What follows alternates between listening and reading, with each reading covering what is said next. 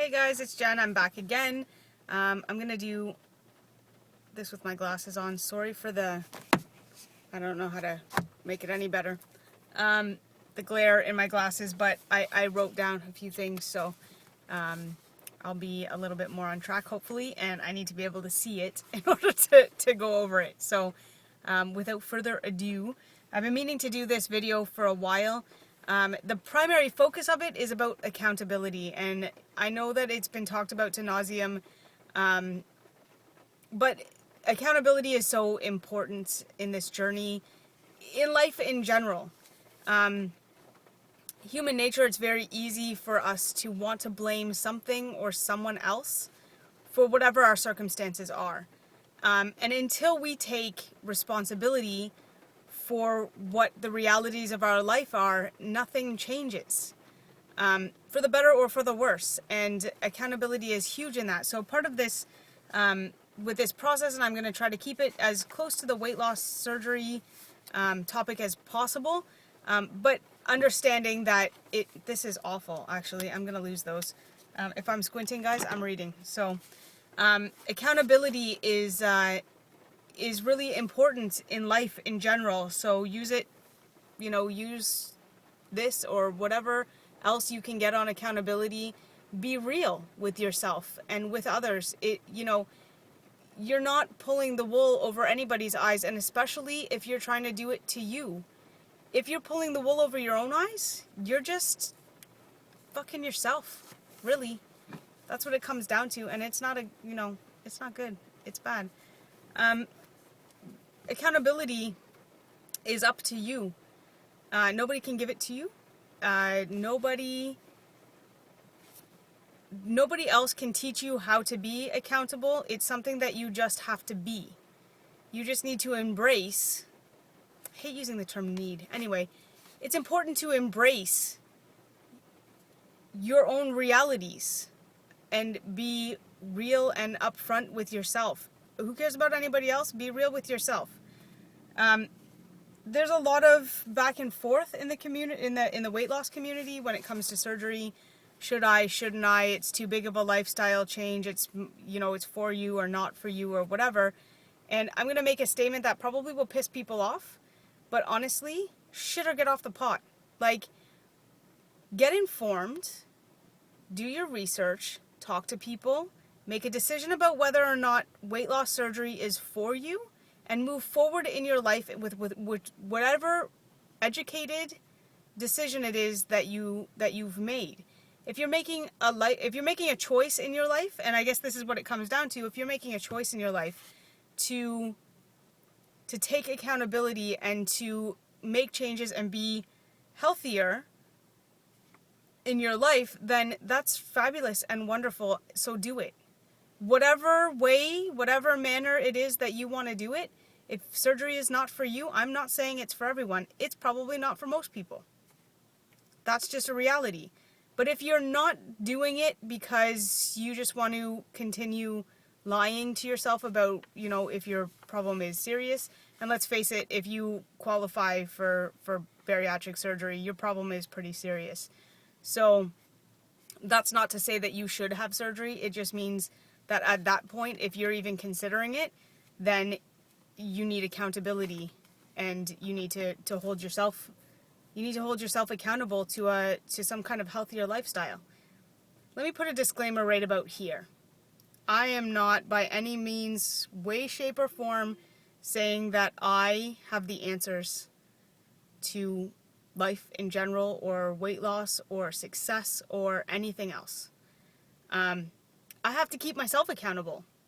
In my previous video that I just published about my week 11 update, I talk about having to kick my own ass back into gear and getting in the things that I need to get in: water, vitamins, protein, doing what I'm supposed to be doing. I have to remind myself, I have to kick my own ass. It does not come naturally. I'm working on retraining myself, but I'm trying to hold myself accountable. I'm trying not to lie to myself and say, this small bag of chips is okay. It's okay for me to have this, because once I start that, then I start it's okay to have it every day. If it was okay to have it yesterday, then it's okay to have it today. And then you start the same nasty fucking cycle. So, and this is all about accountability. And I want to touch again on becoming informed about your decision. And I'm going to keep this to weight loss surgery right here. It is fabulous to do research, to talk to people, to watch these videos, talk to a surgeon, look online. There is a shit ton of information out there if you just look for it. Hit Google bariatric surgery and start your research. It will lead you all over the place with all kinds of information. What the problems are, what the long-term problems are, or as much long-term as there is, what could happen, what does happen, what's common, what's not common. Example, the other day I bent over, damn near passed out. Why? Because I didn't eat soon enough. My blood pressure dropped, or whatever the case may be. It is common. I knew to expect it. So when it happened, I didn't go rushing to the emergency room. I sat down and I had my damn protein shake like I should have had 2 hours before.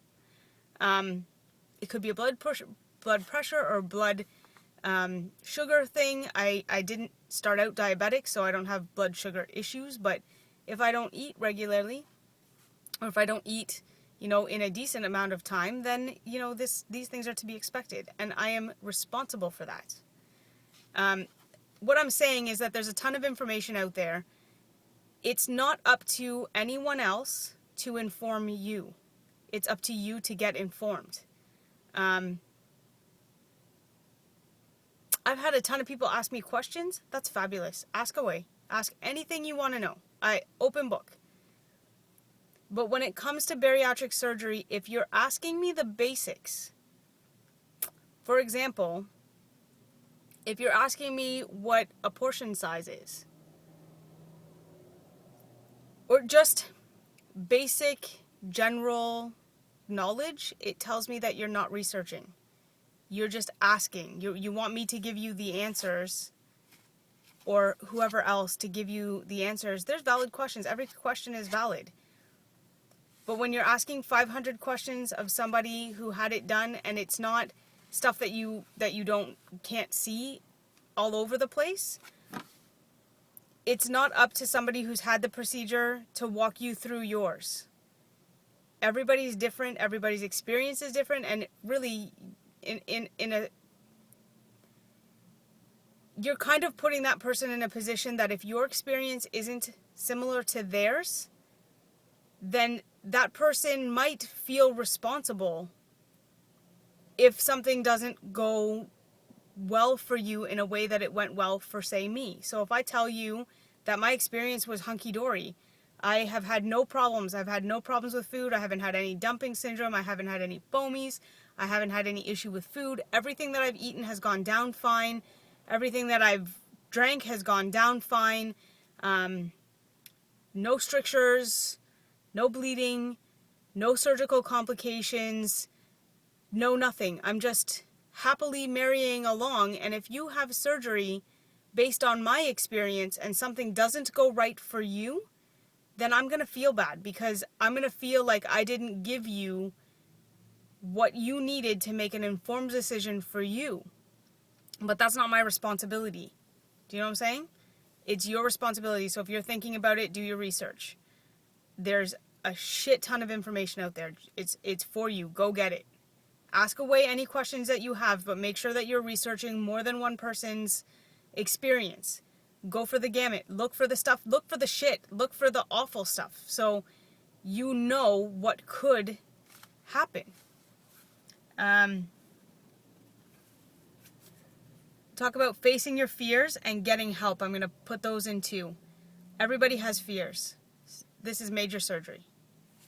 If you're not fearful, then you're not alive. Like, going into surgery, any surgery that's, if you're not getting a hangnail taken care of or whatever, if you're going in for major surgery, life-changing surgery, it's terrifying. So if you're not afraid, then you're crazy. I wasn't terrified. But I had my fears. And if you're horribly afraid, if you're paralyzed by fear, and pre-op, if you're paralyzed by fear and it's not directly